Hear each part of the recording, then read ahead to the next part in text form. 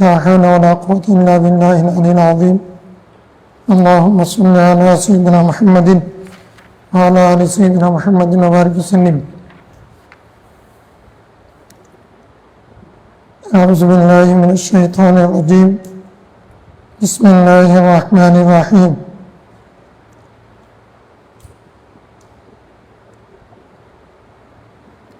عن أنس رضي الله تعالى عنه أن رجلا من كلاب سأل النبي صلى الله عليه وسلم عن عصب الفحل فنهاه فقال يا رسول الله إنا نطرق الفحل فنكرم فرخص له في الكرامة. رواه الترمذي. الحمد لله والصلاة والسلام على رسول الله صلى الله عليه وسلم. আসসালামু আলাইকুম ওয়া রাহমাতুল্লাহি ওয়া বারাকাতুহু। আলহামদুলিল্লাহ, আজকে আমরা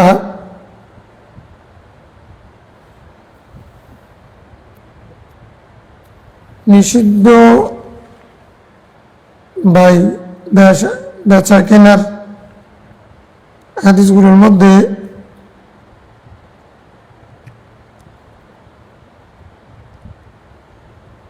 যেগুলো পড়ছিলাম শেষের দিকের গুলো পড়ব। এখানে আজকে হাদিস হলো 2866 নম্বর। সাইয়েদনা আনাস বিন মালিক রাদিয়াল্লাহু আনহু থেকে বর্ণিত হাদিস। কিলাব পুত্রের এক ব্যক্তি রাসূলুল্লাহ সাল্লাল্লাহু আলাইহি ওয়াসাল্লামকে জিজ্ঞাসা করলেন, পশুর জোড়া লাগাইয়া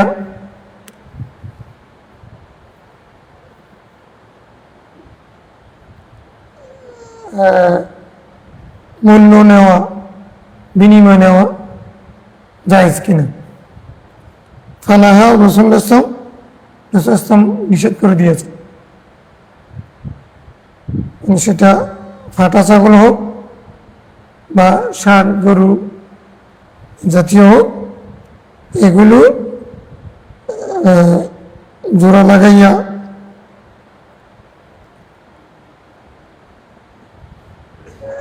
জাতীয় এর বিনিময় নেওয়া থেকে রাসূলুল্লাহ সাল্লাল্লাহু আলাইহি ওয়াসাল্লাম নিষেধ করেছেন।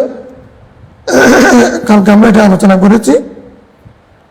বর্তমান যে ইনজেকশন পদ্ধতি, ইনজেকশন দেওয়া হয়, সেটা জায়েজ হবে।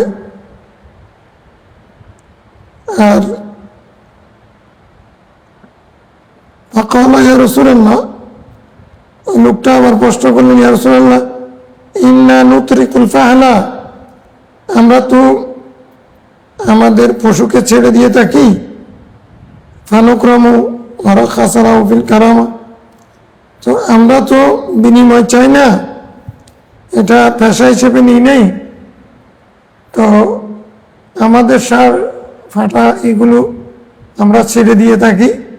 ছেড়ে দেওয়ার পরে ওগুলো ওই যেগুলো মাদি সেগুলোর সাথে মিলিত হয়, তখন সেগুলো গর্ভবতী হয়।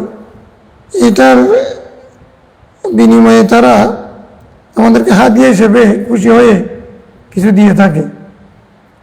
রাসূলুল্লাহ সাল্লাল্লাহু আলাইহি ওয়াসাল্লাম বলছেন, যদি হাদিয়া হিসেবে দিয়ে থাকে সেটা তোমাদের জন্য জায়েজ।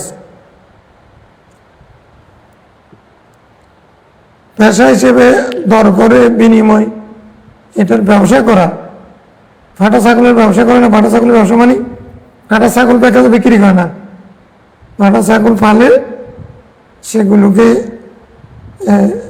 জোড়া লাগায়, সেগুলো দিয়ে টাইম হলে এটার বিনিময়ে টাকা নেই।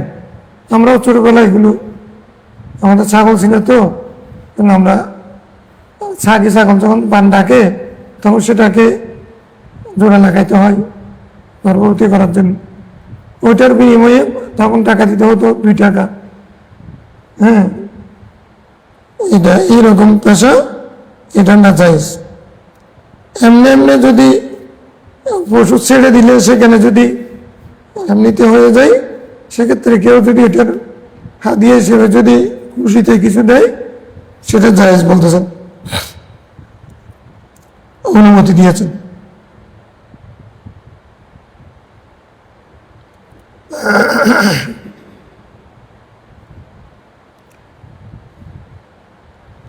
এখন ফার্মের গরুগুলো যেগুলো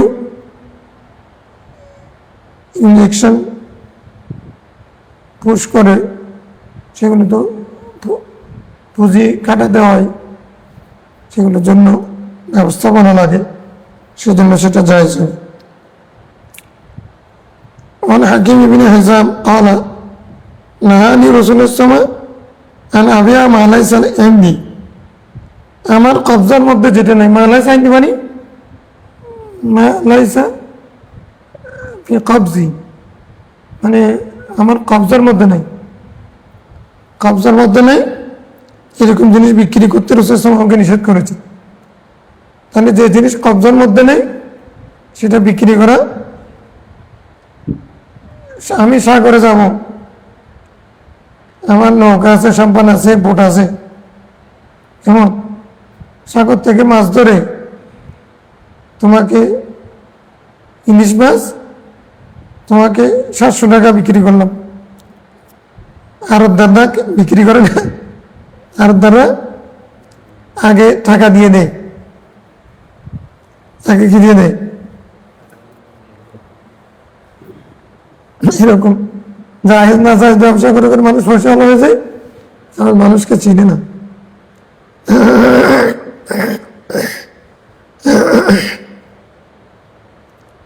সবগুলো গরিবের রক্ত শোষা পয়সা।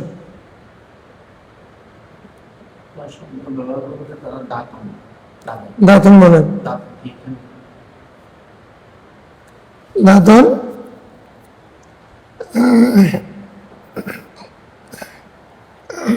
যদি এরকম হয়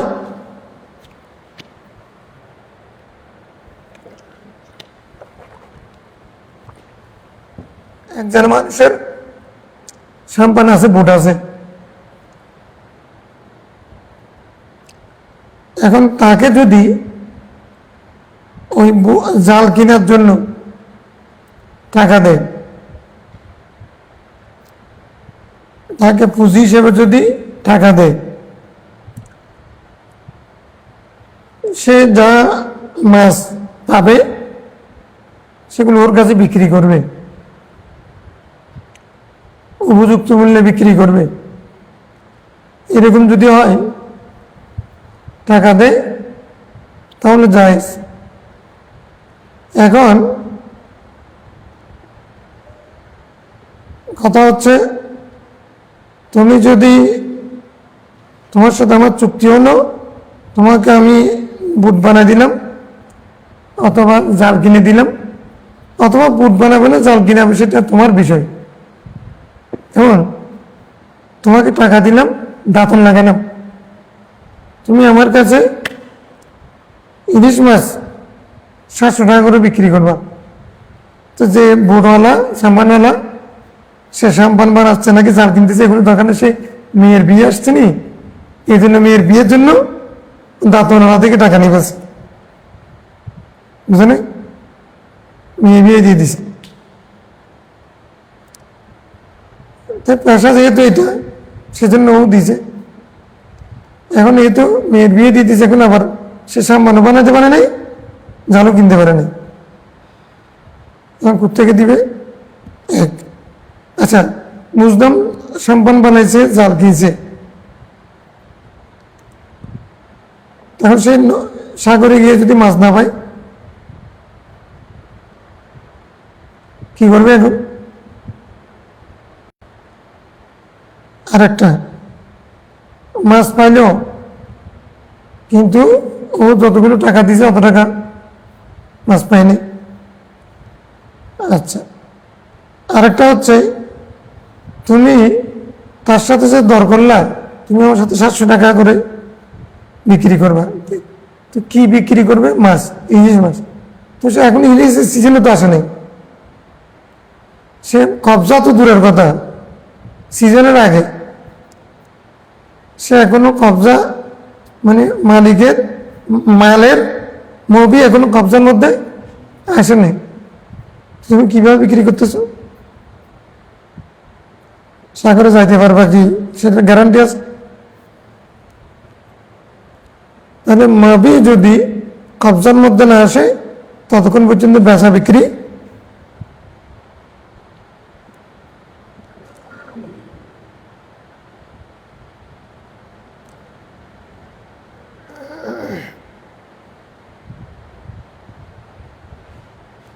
অনুরূপভাবে ফরওয়ার্ড বিক্রি করা ব্রিক ফিলের ফরওয়ার্ড বিক্রি করা। ব্রিক ফিল এবছর হবে কি হবে না তোমার কাছে আছে, ঠিক আছে, প্রতি বছর করো। এখন তো সেগুলো কাঠ আসে নাই, মাটি কাটে নাই, তৈরি করে নেই, আগে ভাগে ফরওয়ার্ড বিক্রি করে ফেলতেছে। ফরওয়ার্ড এনাকে বাইয়ে সালাফ বলে। এটা তোমার ব্যাখ্যা জায়েজ নেই। তুমি এখনো মাবি হাতে আসে নাই, অস্তিত্ব আসে নাই, তুমি বিক্রি করে ফেলতেছ, কবজার মধ্যে নেই। যেটা তোমার কবজার মধ্যে নেই সেটা তুমি বিক্রি করিও না।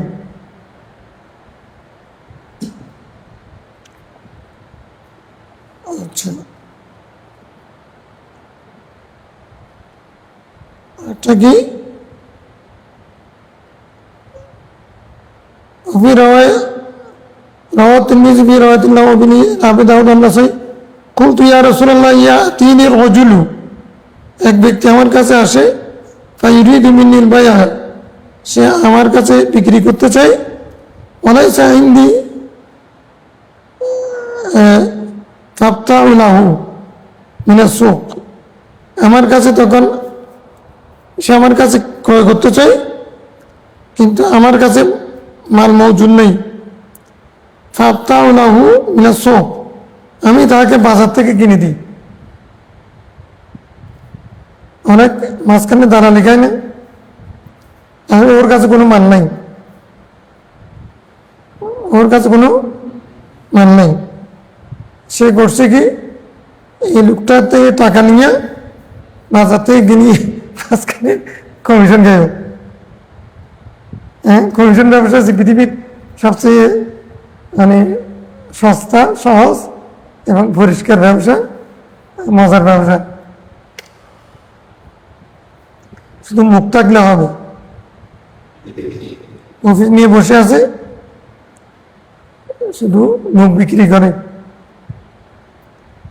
মুখের পণ্ডিত। ক্বালা লা তাবি মা লাইসা ইনদাক, এর দোকান নিয়ে বসে আসেনি, তার কাছে কোনো মান নাই, কাস্টমার একটা আসছে। এরকম অনেক ব্যবসা আছে না, খাতুনদের মধ্যে আছে, বিশেষ করে গার্মেন্টস,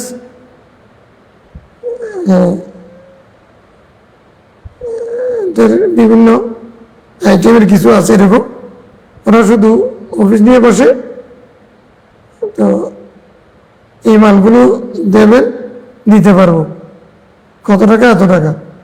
তো তখন তারা এর সাথে চুক্তি করে তারপরে গিয়ে এদের থেকে টাকা নিয়ে তারপর ওখান থেকে মাল দেখে, তার মানে বাজার থেকে।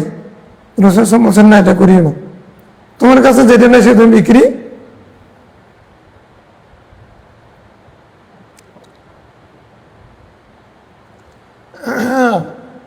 একটা পদ্ধতি আছে, গার্মেন্টস ফ্যাক্টরিওয়ালার কাছ সাথে তোমার চুক্তি আছে, আপনার এখানে মাল আছে, ঠিক আছে, এগুলো আপনি কত দেবেন, এত টাকা। তাহলে আমি মানে তৃতীয় পক্ষ আর কি, এটাকে কি বলে, থার্ড পার্টি হিসেবে ব্যবসা, ঠিক আছে। কত, গার্মেন্টসওয়ালা বা ফ্যাক্টরিওয়ালা মাল বিক্রি করার জন্য যাবে না, মাল বিক্রি করবে থার্ড পার্টির মাধ্যমে, এটাকে উকিল হিসেবে ধরা হবে, ঠিক আছে। আপনি কত করে বিক্রি করবেন, আমার ওয়েস্টেজ বা মালগুলো আমি এত করে বিক্রি করব, ঠিক আছে। ওনার সাথে এই পার্টির চুক্তি হলো, কিছু টাকা অগ্রিম দিল অথবা দিল না, মাল তো মজুদ আছে। তো ওই পার্টি আরেকটা পার্টির সাথে চুক্তি করলো, পার্টির কাছে এরকম মাল, ইমানের মাল আছে এত টাকা। এই ক্ষেত্রে সে মাল যেহেতু মজুদ, মাল মজুদ, কবজা ওর কবজাতে নাই, সেটা হচ্ছে সম্পূর্ণ মালিকানা নাই, কিন্তু আরেকজনের সাথে যেহেতু সে চুক্তিবদ্ধ হয়েছে, সেটা এক ধরনের তার সাথে দায়ী হয়ে গেছে। টাকা এখনো পেমেন্ট করে নাই অথবা কিছু পেমেন্ট করছে। জমির ক্ষেত্রে এরকম হয়ে থাকে, যেমন বাইনা রেজিস্ট্রি হয় না, এরকম যারা ব্রোকারি ব্যবসা করে এরকম, তারা এরকম করে, তো কিছু টাকা দিয়ে রেজিস্ট্রি করে রাখে অথবা মালিককে। এক্ষেত্রেও তো তোমার মাবি মজুহুল না, মাবি মজুদ, মজুদ, এবং সেটা তোমার সাথে চুক্তিবদ্ধ, সে কারণে এটা জায়েজ হতে পারে। কিন্তু তোমার কাছে এখনো মাল নাই, তুমি ওর সাথে ব্যবসা করে তারপরে বাজারে খুঁজতে গেছো দেওয়ার জন্য,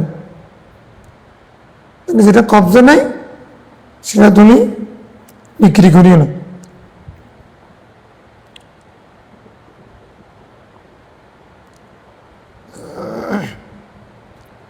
কবজা না থাকলে তুমি স্যাম্পল দেখাবে কেমনে? স্যাম্পল দেখাবার একটা বিষয় থাকে, স্যাম্পল দেখাবে কেমনে?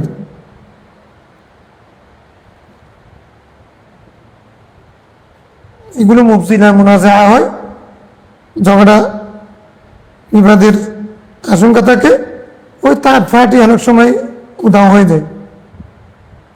চুক্তি করছে এত কোটি টাকার মানুষদেরকে দিবে, এখন যারা অফিস নিয়ে বসে আছে তার কাছে কোনো ফ্যাক্টরি নিয়ে মালও নেই, সে টাকা নিয়ে উদাও।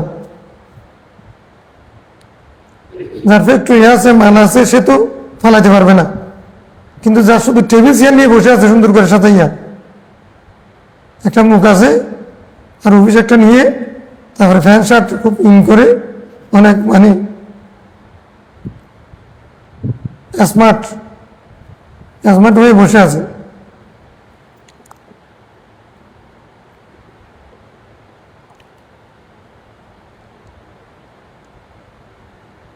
عن أبي هريرة رضي الله عنه قال نهى الرسول صلى الله عليه وسلم عن بيعتين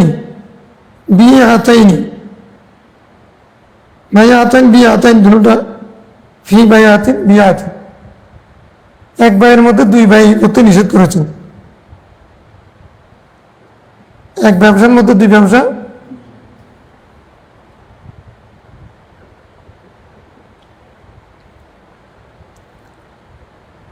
এক ব্যবসার মধ্যে দুই ব্যবসা হলো কিরকম? কোনো ব্যক্তি করলো কি, আমি তোমার কাছে এই জিনিসটা তোমার থেকে কিনবো, নগদ হলে 100, ব্যাখ্যা হলে 200,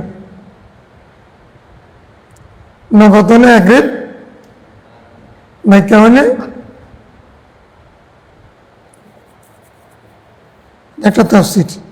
এক ব্যবসার মধ্যে দুই ব্যবসা।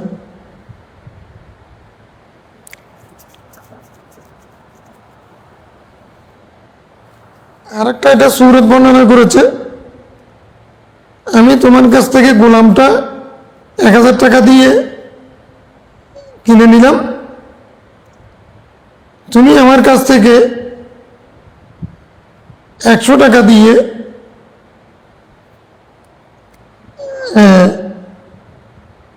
আমি তোমার কাছে আমার গোলামটা 1000 টাকা দিয়ে বিক্রি করলাম, তুমি আমার কাছে তোমার দাসীটা 100 টাকা দিয়ে বিক্রি করবে, এই শর্তে যে তুমি আমার কাছে 100 টাকা দিয়ে তোমার দাসীটা বিক্রি করবে। তাহলে একটা ব্যবসা আমি তোমার সাথে করতেছি, তোমার কাছে আমি বিক্রি করতেছি, আর তুমি আমার কাছে বিক্রি করবে, তাহলে এক ব্যবসার মধ্যে দুই ব্যবসা হয়ে গেল না? হ্যাঁ, এক ব্যবসার মধ্যে দুই ব্যবসা ঢুকানো না যায়। এটা দ্বিতীয় সুরত বললাম। একটা সুরত হচ্ছে নগদ হলে 100 টাকা, বাক্য হলে 200 টাকা।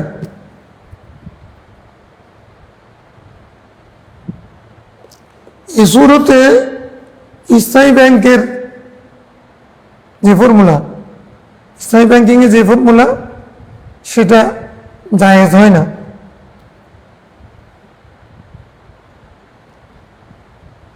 তবে একটা প্রশ্ন হচ্ছে, ইসলামী ব্যাংক তো তোমার কাছে বাইককে বিক্রি করতেছে, নগদ বিক্রি করতেছে না,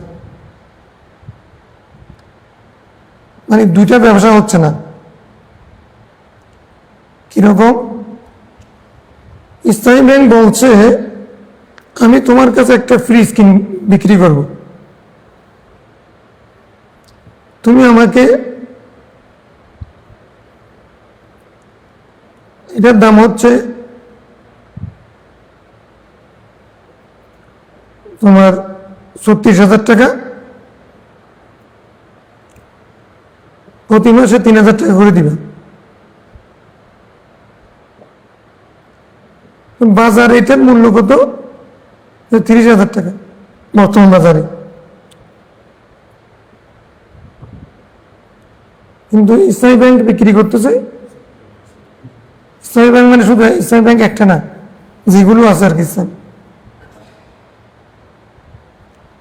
6,000 টাকা বেশি দিয়ে বিক্রি করতেছে। কেন? নগদ কিনতেছে না, কিস্তি কিস্তি কিনতেছে, এই জন্য। এখন আমরা হাদিসের এক ব্যবসার মতো দুই ব্যবসা, এটা পড়তেছে কিনা, এক ব্যবসার মতো দুই ব্যবসা হচ্ছে কিনা? তো ওরা বলতেছে না, দুই ব্যবসা হচ্ছে না, কারণ আমরা তো নগদ বিক্রি করতেছি না, নগদের শর্ত নেই। নগদ বিক্রি করতেছি আমরা, বাজারের মধ্যে আমাদের ফ্রিজের দোকান আছে, আমরা নগদ বিক্রি করতেছি, এত টাকা বাইক করে এত টাকা, এরকম তো না। আমাদের কোনো ফ্রিজের দোকান নেই, ফ্যাক্টরি নেই। আমরা তাকে একটা ফ্রিজ কিনে দিচ্ছি, হ্যাঁ, এত টাকা দিয়ে, সেই টাকাটা আমাদেরকে কিস্তি কিস্তি পরিশোধ করবে। বর্তমান বাজার 30,000 টাকা, মানে ওর জন্য কিস্তি দিচ্ছে কারণে 36,000 টাকা। এই হিলা এটা করে ওরা যায় যে সুদ বের করছে।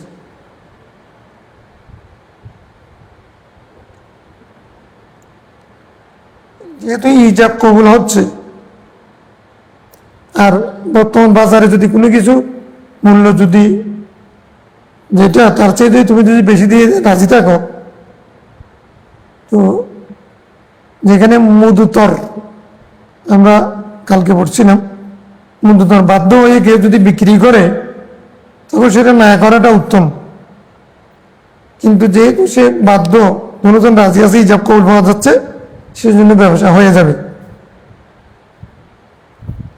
তো এখন এক ব্যবসার মধ্যে দুই ব্যবসা, ইসলামী ব্যাংকিং এর ওরা যেটা হিনাক বলতেছে, ওটার মধ্যে দুইটা ব্যবসা হচ্ছে না। নগদ হলে এত টাকা, বাকি হলে এত টাকা, এরকম না। ওরা বাকিতে দিচ্ছে, ওরা বাকিতে বিক্রি করতেছে।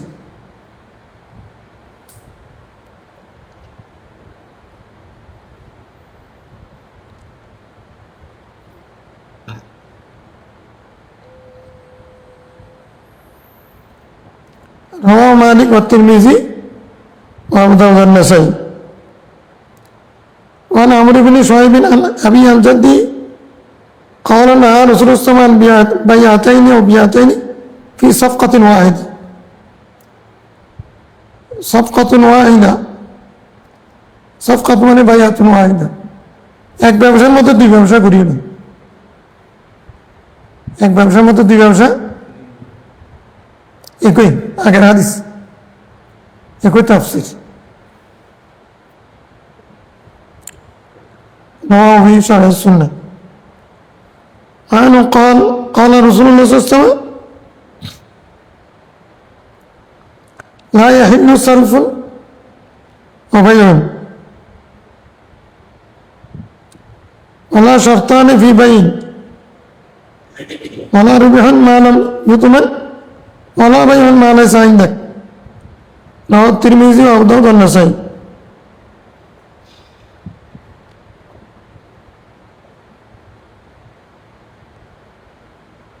জায়েজ হবে না সলফ ও ভাই বাইকা আর নগদ ব্যবসা একসাথে আল্লাহ শর্তান দুইটা শর্ত দেওয়া মানে বাকি আর নগদ, এটা দুইটা শর্ত, এটা তফসির। ফি বাইন এক ভাইয়ের মধ্যে দুই শর্ত হতে পারে না। ওয়ালা রিবহন মা লাম ইউদমান যেটার জিম্মাদারি নেই, তো যেটা কোনো কবজার মধ্যে নেই সেটার কি বলে যে মুনাফাও জায়েজ নেই। যেটার জিম্মাদারি নেওয়া যাবে না সেটার মুনাফাও, অর্থাৎ জিম্মাদারি নেওয়া যাবে না মানে যেটা কবজার মধ্যে নেই। অনাবায়ন মালাইসা ইনদাক যেটা তোমার কাছে নেই সেটার ব্যবসা জায়েজ নেই।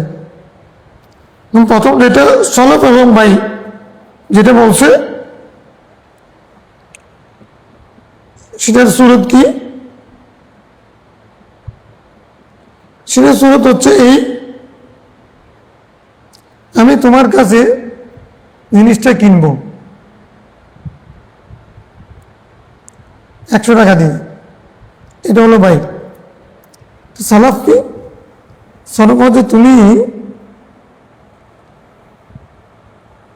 আমি তোমার কাছে এই জিনিসটা 100 টাকা বিক্রি করব, গরুটা 1 লাখ টাকা দিয়ে বিক্রি করব, পাশাপাশি তুমি আমাকে 10,000 টাকা হাওলাত দিবা, ঋণ দিবা। ঋণ দেওয়া জায়েজ সুনির্দিষ্ট সময়ের জন্য, কিন্তু একটা তুমি করতেছো ব্যবসা, আর একটা হচ্ছে নিচ্ছ ঋণ, একটার সাথে আরেকটাকে জোড়াই দিচ্ছ। শর্ত দুইটা। কিরকম? একটা হচ্ছে আমি তোমার সাথে ব্যবসা করব এই শর্তে যে তুমি আমাকে 10,000 টাকা, গরুটার দাম 1 লাখ টাকা, আমার এখন দরকার হচ্ছে 1,10,000 টাকা, গরুটা 1 লাখ টাকা দিলাম নি, তুমি আমার আরো 10,000 টাকা ঋণ দিবা।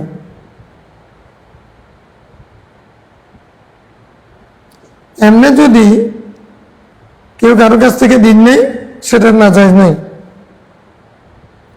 একটা গরু 1 লাখ টাকা দিয়ে 90,000 টাকা দিয়ে বিক্রি করুক, সমস্যা নেই,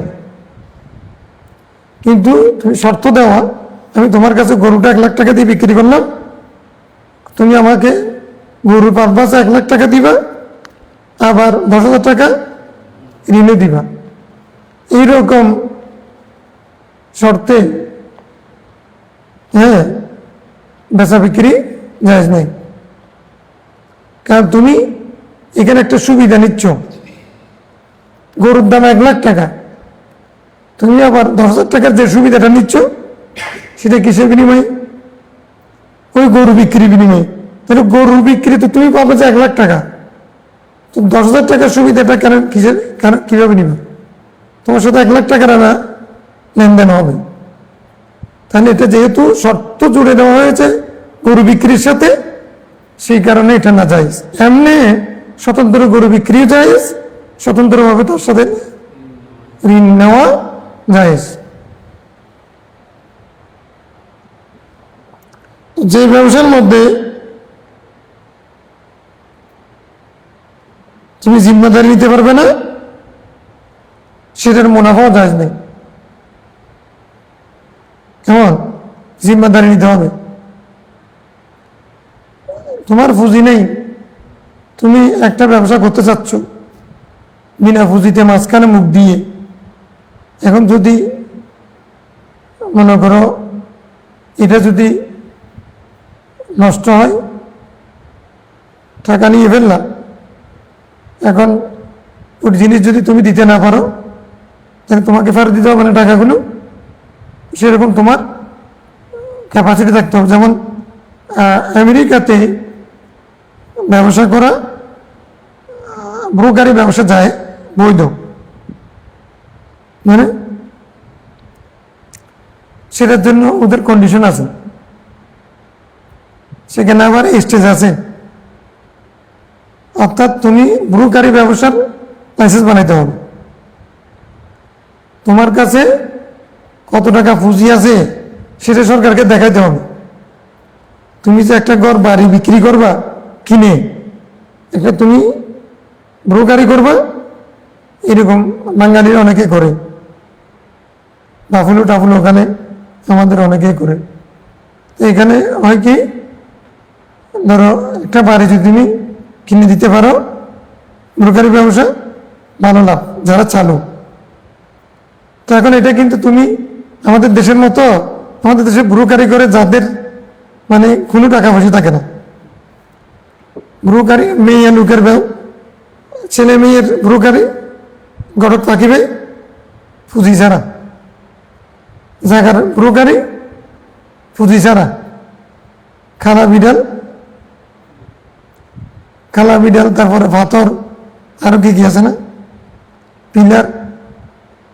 পিলারের দাম 1,000 কোটি টাকা, এরা বলে আর কি। পিলার ব্যবসা জানো না? পিলার ব্যবসার পেছনে কত কোটিপতি ফকির রেখেছে পিলার করে। কিছুদিন মানে ওই কি ওগুলো কি হলো, টুকট্যাংকে কি বলে, শুদ্ধ ভাষায় কি বলে, হ্যাঁ তক্কক, হ্যাঁ হ্যাঁ তক্কক, এই তক্ককের জন্য অনেকেই পুরো পুঁজি শেষ করে ফেলছে। কিছুদিন মাথার খুলি, যারা মাথার টাক মাথা, ওগুলো নাকি কাজে আসে। কিছুদিন ওই ব্রিটিশরা যে পিলারগুলো বসা ছিল সেগুলো কোথায় কোথায় আছে, সেগুলো নাকি হাজার কোটি টাকার ব্যবসা। এগুলোর পেছনে ওরে দৌড়তে রাত্রে 2টার সময় রাঙ্গামাটি বাঁশের যুগের ভিতরে একসাথে পুঁজি দাও, অসুবিধা নাই, কোনো অসুবিধা, আমি পেয়ে যাচ্ছি এরকম করতে করতে তারপরে শেষ, কোটি টাকা ফকির হয়ে গেছে।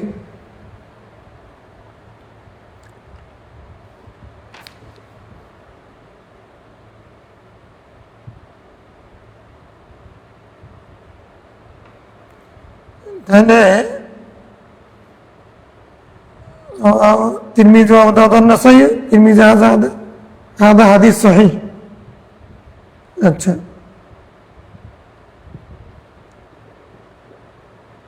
কি বলছিলাম, আমাদের দেশে কিন্তু ব্রোকারের কোনো সার্টিফিকেটও লাগে না, পুঁজিও লাগে না, শুধু মুখটা থাকলে হয় না। ছেলেটা বেশি ভালো ছেলে,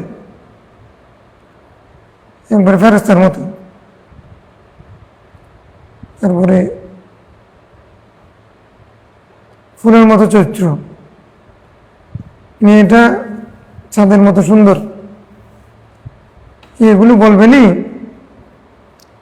তারপরে এগুলো বলে টলে কোনো রকম আশা মিশা সব মিলে গিয়া মিক্স করে মুখে বলে, তারপরে এই মুখের ব্যবসায়গুলো সম্মান নাই। যেখানে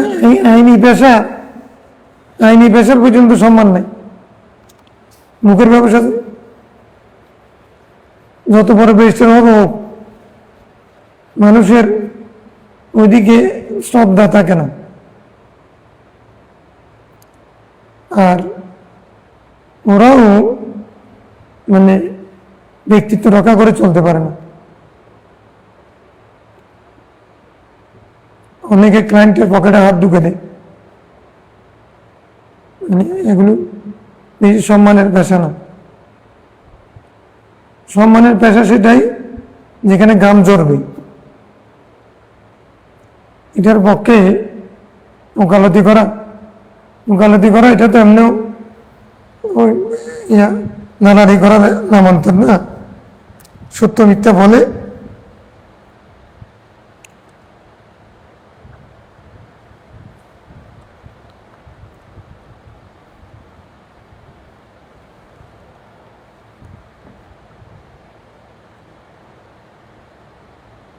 সিস্টেমের মধ্যে আসা দরকার। তোমার কাছে একটা জমি কেনার মতো টাকা আছে, তুমি সেটা কিনলে, অথবা তুমি অর্ধেক টাকা দেওয়ার মতো যোগ্যতা তোমার আছে, রেজিস্ট্রি করলে, তো তুমি আরেকটা পার্টির কাছে বিক্রি করলে, তাহলে 1 কোটি টাকার জায়গার দাম যদি হয়, 50 লাখ টাকা যদি তুমি দিয়ে সেটাকে বাইনা রেজিস্ট্রি করতে পারো, তারপরে তুমি এটাকে আবার 1.5 কোটি টাকা বিক্রি করে তুমি মাঝখানে 50 লাখ টাকা লাভ খাও, কোনো অসুবিধা নেই, এরা সমস্যা নেই। কিন্তু এখন হচ্ছে কি, যারা পুঁজি ছাড়া ব্রোকারি করে তারা এখন এমন দুঃখে আছে, প্রথমে খুব খুশি হয়ে যায়। কিরকম? আগ্রাবাদে জায়গা একটা পাইছি, এটার দাম 10 কোটি টাকা, তো ব্রোকার হিসেবে আমি 5% পাবো। 2 পার্টি 10 কোটি টাকা দিয়ে যারা জায়গা কিনবে, এগুলো গরিব মানুষের পয়সা না, পয়সা এগুলো চালাক না নাকি বোকা।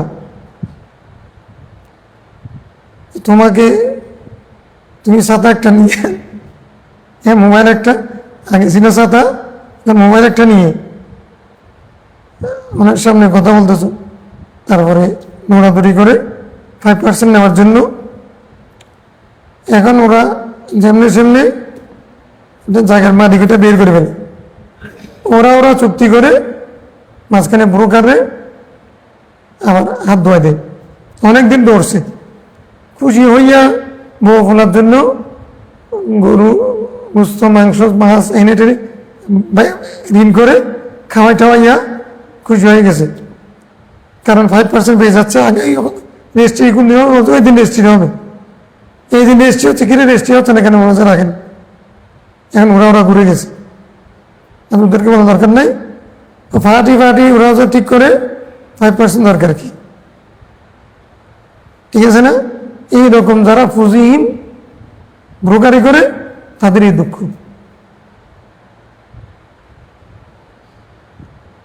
মাঝখানে খুশি হয়ে ঋণ করেছে, ওইটা শোধ করতে পারেন,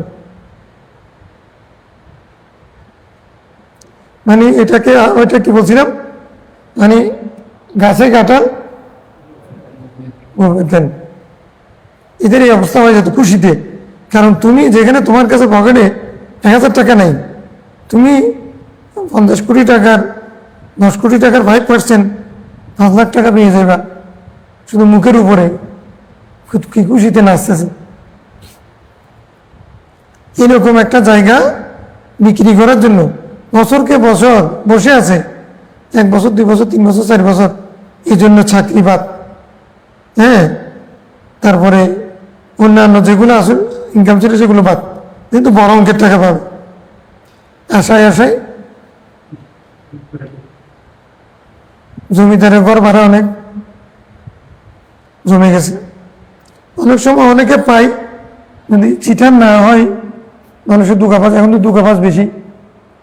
এই ব্যক্তি যেহেতু ব্রোকারি করছে আমাকে পরিচয় করে দিছে, সেহেতু আমার এখানে ওর সাথে কত হয়েছে 5% পাবেন, এটা কথা ঠিক দিয়ে দিবি। এরকম হলে ইমানদার মানুষ এখন কয়জন? ব্রোকার এটা না জায়েজ না, সিমসারি জায়েজ, তবে পেশা হিসেবে ভালো না। পেশা হিসেবে মালাম ইউদমান, তুমি জিম্মেদারি নিতে পারবে না, মুনাফা খাওয়ার চেষ্টা করি না। এটা হলো ওই উন্নত রাষ্ট্র, সব জায়গায় উন্নত, ওরা ব্রোকারের জন্য ফার্স্ট ক্লাস কন্ট্রাক্টর, যেমন ওখানে ফার্স্ট ক্লাস, এত কোটি টাকা লাগবে ওদের, তখন তোমাকে সরকারের লাইসেন্স দিবে, এখানে কতগুলো স্টেজ আছে, তুমি কত টাকা পর্যন্ত মানে ব্রোকারি করতে পারবে, অফিস লাগবে, অনেক কিছু সার্টিফিকেট দেখাতে হয়, এগুলো আমেরিকাতে নাকি এরকম।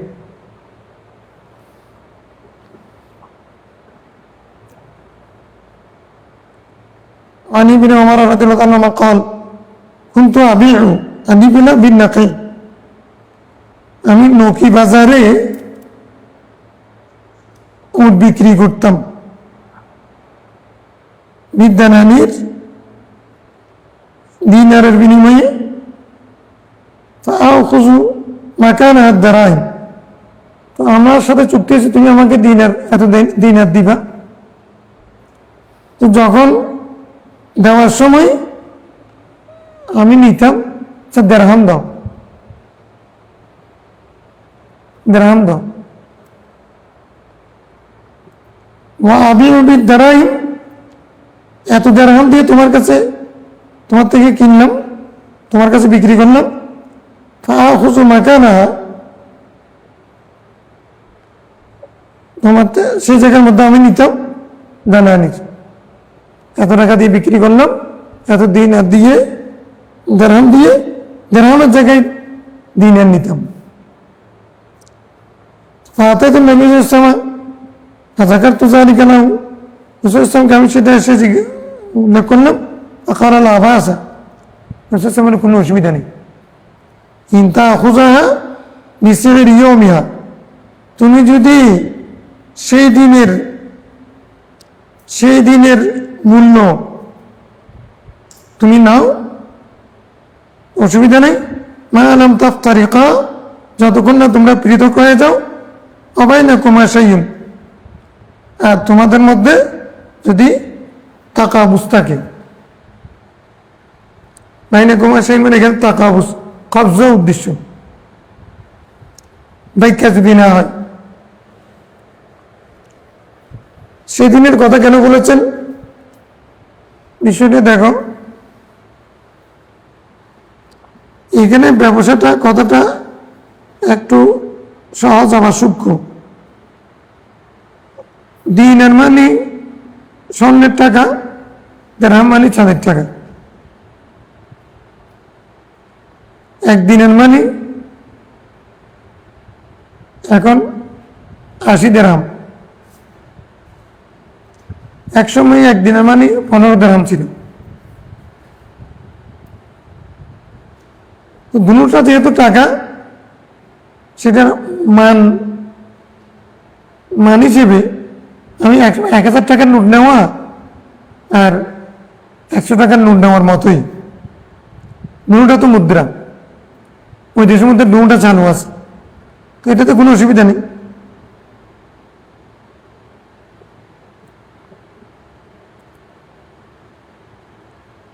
আচ্ছা, যদি আমরা এখন কাগজি টাকার কারণে 1000 টাকার নোট আর 100 টাকার নোটের মধ্যে ব্যবধান হয় না, কিন্তু দিনার দিরহাম যেহেতু ভিন্ন জিনিস, সেই কারণে কোনো সময় যদি এক দিনের সমান যদি 80 দিরহাম, কোনো সময় এক দিনের সমান যদি 100 দিরহাম, এরকম যদি হয়ে যায়, তাহলে তুমি সেই দিনের যে মূল্য, সেই মূল্য অনুযায়ী যদি সাথে সাথে নিয়ে গেল, তাহলে তো টকতেছ না। যদি আবার পরবর্তীতে বাইককে যদি করো না, পৃথক হয়ে গেলে কবজা পাওয়া গেল না। এখন এরপরে দেখা যাচ্ছে যে তারপরের দিন বাজারের মধ্যে একদিনের সমান, আগের দিন ছিল 80, আজকে 90 হয়ে গেছে। যেমন ধরো ডলার বা রিয়াল ব্যবসা, আমি কিনলাম US ডলারে ব্যবসা করলাম, মানে US ডলারে ব্যবসা করলাম, চুক্তি করলাম, বলে যে আমাকে US ডলারের করেছিলাম, তো আমাকে আচ্ছা আচ্ছা বাংলা টাকা দিলে হবে। তো বাংলা টাকা দিয়ে তুমি সেদিন যদি না করো, আজকে বাংলা টাকার কত টাকা সেই হিসেবে মিলাইয়া নিয়ে নিলে। কিন্তু তুমি যদি সাথে সাথে যদি নগদ ব্যবসা না হয়, এর পরের দিন তো ডলারের দাম বেশ কমাতে পারে, ওঠানামা হয়তো। এই কারণেই এটা নিষিদ্ধ হয়েছে, এটাই বোঝা যাচ্ছে। সাথে সাথে কব্জা করে ফেলতে হবে, নগদ ব্যবসা করতে হবে। সেই দিনের মূল্য সিয়ারুল মানে কি? সিয়ারুল মানে কি? মাত্র তিরমিজি ও নাসাই দারমিন আয়াত করেছে। ওয়ানিল আদ্দা বিন খালিদ বিন হাউজাতা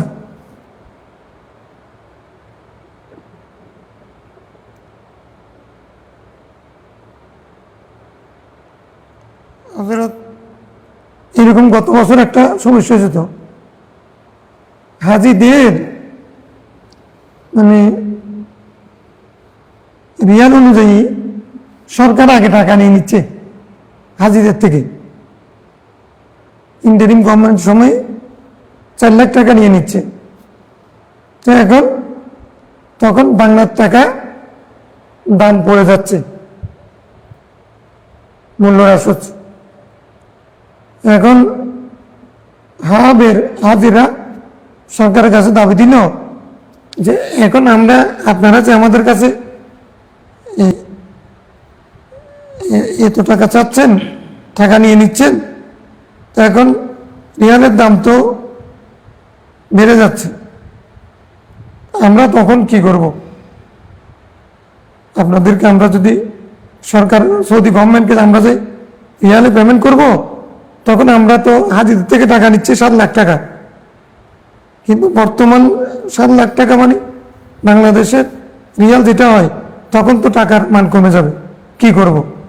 তো সরকার নির্ধারণ করে দিল যখনই নেন না কেন 32 টাকা রেটে ধরা হবে,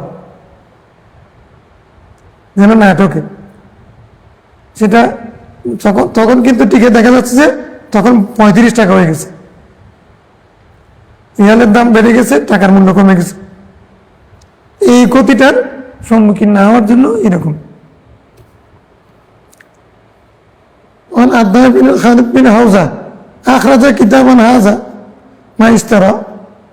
عبد الله بن خالد بن حوزة من محمد رسول الله صلى الله عليه وسلم اشترى منه عبدا أو أمة لا داء ولا غائلة ولا خبثة بين المسلم المسلمة. أو الترمذي قال هذا حديث غريب. হযরত আব্দুল্লাহ বিন খালিদ বিন হাউজা থেকে বর্ণিত, উনি একটা চুক্তিনামা বের করেছেন। কিতাব মানে কি? চুক্তিনামা। সেখানে কি লেখা ছিল? হাযা মা ইস্তারা, এটা সেই চুক্তি যেটা ক্রয় করেছেন আব্দুল্লাহ বিন খালিদ বিন হাউজা কার থেকে? মিন মুহাম্মদ রাসূলুল্লাহ সাল্লাল্লাহু আলাইহি ওয়াসাল্লাম, আল্লাহ রসুল থেকে ক্রয় করেছেন। কি কিনেছেন? ইস্তারামিন আবদান, একটা দাস অথবা আমাতান, দাসী সক্রাবি, যে দাস বা দাসীর মধ্যে লা দা, কোনো রোগ নেই, কলা গায়লাতা, কোনো ধরনের তোমার ত্রুটি নেই, কলা খিবসাতা, এখানে কোনো ধরনের মানে বদভ্যাস নেই। খিবসাতা মানে কি? খাবাসাত নেই। তো ভাইয়াল মুসলিম মুসলিমা কিরকম ব্যবসা করেছেন? একজন মুসলিম অপর মুসলিমের সাথে যেরকম ব্যবসা করে সেই মুসলিমের ব্যবসা করেছে। তো এখানে কি বোঝাচ্ছে? প্রথম কথা হচ্ছে এরকম ব্যবসার জন্য চুক্তি করা জায়েজ, এমনকি সেটা যদি রাসূলুল্লাহ সাল্লাল্লাহু আলাইহি ওয়াসাল্লাম হয়, তারপরে সেটা কোনো আইব না। লেনদেনের ক্ষেত্রে ইদা দাদায়ান্তুম বিদান ইনাজান মুসান ফাকতুবু, পিতা পুত্রে করলেও সেখানেও লিখে রাখে। অলি একটু কাতুমু বিল আদিল ওয়ালাই আমা কাতুমু লা ইয়াকতুবা কামা আল্লামা আল্লাহ ফালিয়াকতুব ওয়াল ইউমলিল্লাযী আলাইহিল হাক্কু ওয়াল ইউমলিল্লাযী আলাইহিল হাক্কু। এই আয়াত এটার সাথে মিজদাক, মানে লিখিত চুক্তি করা, এটা ব্যবসার চরিত্রের কোনো আইব না। আল্লাহ রসুল থেকে কিনতেছেন, সেখানেও চুক্তি করে ফেলেছেন, শর্ত কি কি সেগুলো লিখে দিয়েছেন। না দা, এটা রুগী না, রোগ নেই। ওয়ালা গায়ে না থা, এর মধ্যে কোনো ধরনের মানে দুর্বলতা, ধ্বংস, মানে আইব নেই, কোনো দুষ্ত্রুটি নেই। ওলা খিপসাতা, বদভ্যাস নেই।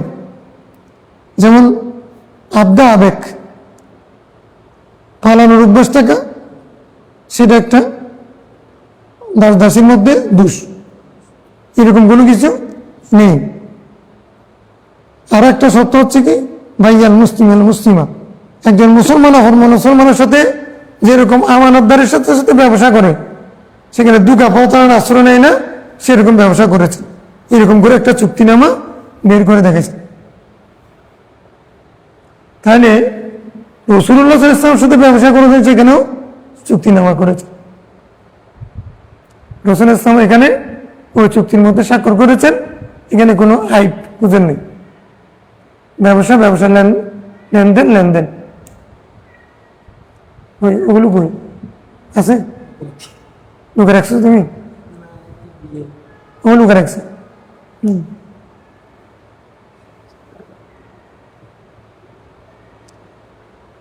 عن انس رضي الله عنه رسول الله صلى الله عليه وسلم باع حيزا وقدحا, রাসূল সাল্লাল্লাহু আলাইহি ওয়াসাল্লাম একটা কম্বল এবং একটা পেয়ালা বিক্রি করেছেন। فقال من يشتري هذا الحنس والقدح, এই কম্বল এবং পেয়ালাটা কে ক্রয় করবে? فقال رجل آخذها بدرهم, আমি 1 টাকা দিয়ে কিনলাম ইয়া রাসূলুল্লাহ। একটা বড় কম্বল, কিসাউন মানে কম্বল, হিসুন মানে কম্বল। সাধারণ একজন ছোট কম্বলকে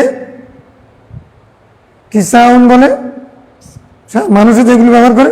আর যদি তুমি উটের গায়ের উপর একবারে যে কম্বল সরাই দিয়ে পুরোটা দাগিয়ে দিতে পারবে, অথবা পুরো মজলিসের মধ্যে ভিজে দিতে পারবে, এরকম যদি হয় সেটা হিসুন বলে। তাহলে 1 টাকা দিয়ে একজনে কেনার জন্য রাজি হয়েছেন। ফাকাল নবী সাল্লাল্লাহু আলাইহি ওয়াসাল্লাম মান ইয়াজিদু আলা দিরহামিন, 1 টাকার চেয়ে বেশি দিবে কে? মানে এটা নিলাম ব্যবসা চলতেছে। কি ব্যবসা? নিলাম ব্যবসা জায়েজ কিনা? 100 রুপিয়া 100 রুপিয়া 100 রুপিয়া 1। তারপরে আমার কাছে একজন বলছে যে আমি 200 টাকা দিলাম, 100 রুপিয়া 2, 100 রুপিয়া 2, 100, তারপরে আবার বলছে 300 রুপিয়া 1, এরকম।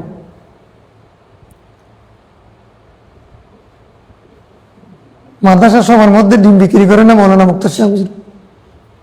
হ্যাঁ, মুরগি বিক্রি করে না? কত টাকা দিয়ে? একটা ডিমের দাম তখন 2 টাকা, তখন এটা 2000 টাকা পর্যন্ত বিক্রি করেছেন। এটা কি নিলাম? আচ্ছা, সেই নিলাম তো মূল্যের সাথে মিল থাকতে হবে। এটা মাদ্রাসা সবাইটা করতে থেকে আসলো এই হাদিস থেকে। এটা রাসূল ইসলাম নিজের কম্বল বিক্রি করেন নাই। একজন গরিব মানুষ আসছে নি ভিক্ষা করার জন্য, ওই আগের যেটা হাদিস বলি সেটা হতে পারে, ভিন্ন জন হতে পারে। ভিক্ষা চাইছেন, রাসূল ইসলাম বলছে তোমার কাছে কি আছে? আলু আনছি, একটা কম্বল একটা পেয়ালা আছে। ঠিক আছে। রাসূল বলল তোমরা এটা কে কিনবা? একজনে বলছে আমি 1 দিরহাম দিয়ে কিনলাম। যে মাইয়াশতারি, কে মাইয়াজিদু আলা দিরহামিন, কোন ব্যক্তি 1 টাকা চেয়ে বেশি দিবা, মানে নিলামে তুলেছেন। ফাআতাহু রাজুলুন দিরহামাইনি, আরেক ব্যক্তি দুই বলছে আমি 2 টাকা দেবো হুজুর।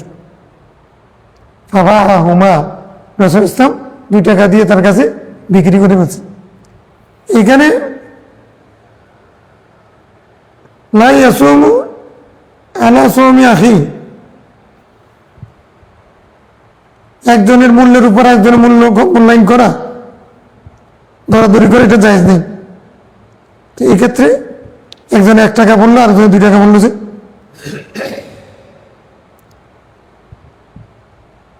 নিলাম ব্যবসা জায়েজ হবে, এটা আগেও বলছি। একটা হচ্ছে এই নিলাম মানে রাসূল ইসলাম এটা নিলাম বিক্রি, নিলাম খরিদ হচ্ছে, নিলাম বিক্রি হচ্ছে, সেটা আগ থেকে জানা। এখানে কাস্টমার অনেক আসবে, যে যত দিয়ে মূল্যায়ন করবে তত টাকা দিয়ে পাবে, এটা নিলাম ব্যবসা হিসেবে ওর জানা ছিল। একজন একটা মাল দরাদরি করতেছে, মাঝখানে এসে আরেকজনে বাম পা ঢুকে দিয়া দরবারা দিয়ে বা তার উপরে কথা শেষ না করে আগে করে ফেলে, সেরকম না এটা, ওইটা না জায়েজ, এটা জায়েজ। আরেকটা বিষয় হচ্ছে, আচ্ছা তুমি যদি যতক্ষণ পর্যন্ত না সেই ব্যক্তি এনকাতা করবে ততক্ষণ, একজনে বললো তোর আমি 1 টাকা দিব, তো রাসূল ইসলাম 1 টাকা দিয়ে রাজি হলেন না, রাজি হলে তো দিয়ে দিতেন। একজনে বলছে আমি 1 টাকা দেব, 1 দিরহাম দেব, রাসূল ইসলাম রাজি হলেন না, তো ইজাব কবুল পাওয়া গেছে, ইজাব কবুল পাওয়া যায়নি। তাহলে এদিক থেকে যিনি বিক্রেতা তিনি ওর দামের উপরে সন্তুষ্ট না, এর জন্য উনি নিজেই ফিরে গেছেন, এখানে আরেকজন কাস্টমার খুঁজতেছেন। তাহলে এটা যখন ওটাকে দিচ্ছে না, উনি নিজেই ফিরে গেছেন, তাহলে তার কোনো কথা নেই।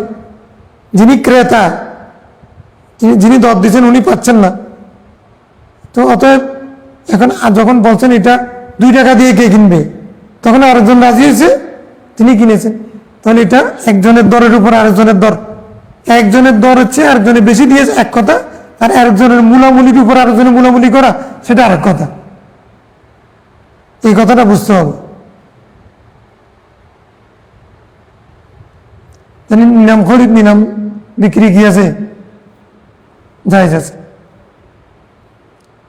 الفصل الثالث عن واصلة بن أصفع قال سمعت رسول الله يقول من باع عيبا لم ينبه لم يزل في مقت الله أو لم تزل الملائكة تلعنه رواه ابن ماجه।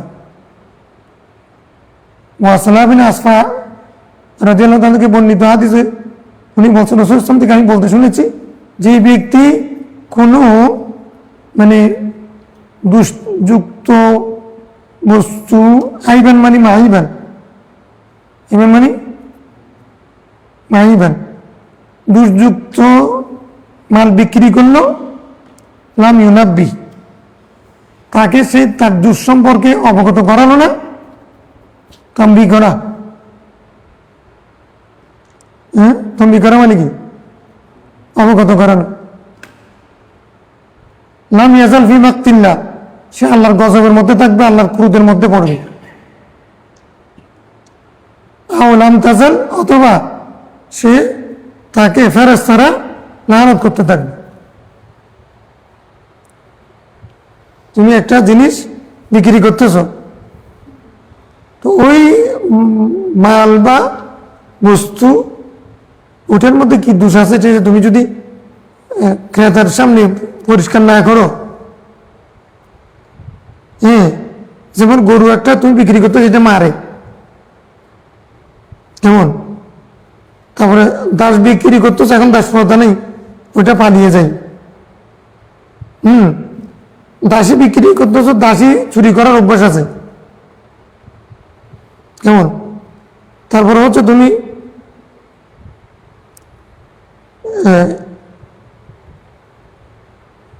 মনে করো ঘোড়া বিক্রি করতেছ, ঘোড়া এটা অর্থাৎ কাউকে ফিটে উঠতে দেয় না, ফেলে দেয়, এরকম। এরকম যেই মালের মধ্যে যে দোষ থাকতে পারে যেটা যার জন্য প্রযোজ্য, সেই দোষটা যদি তুমি বলে না দিয়ে কাউকে যদি মাল বিক্রি করো, আল্লাহর ক্রোধ তার উপরে থাকবে, ফেরেশতারা তাকে অভিসম্পাদ করতে থাকবে। অর্থাৎ এটার কারণে সে বুঝতে পারে নাই, দুষ্টুটিপূর্ণ নিয়ে সে ঠকছে, তুমি ধোঁকা দিছ। এই ধোঁকা দেওয়ার কারণে তুমি আল্লাহর ক্রোধের মধ্যে পড়বে, ফেরেশতারা তোমাকে অভিসম্পাদ করবে।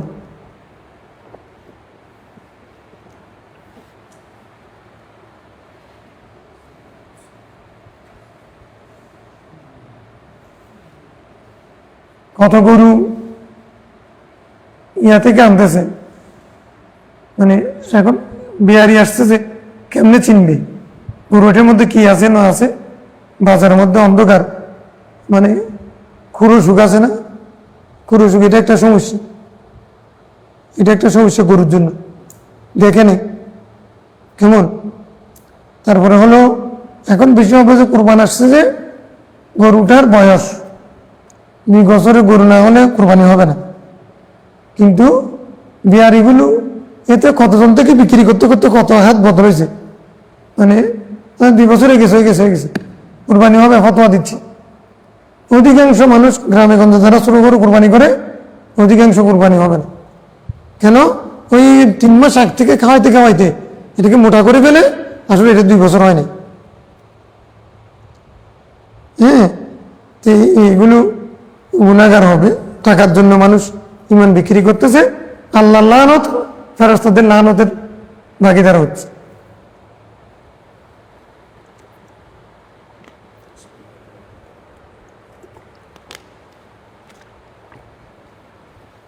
আল্লাহুম্মা সাল্লি আলা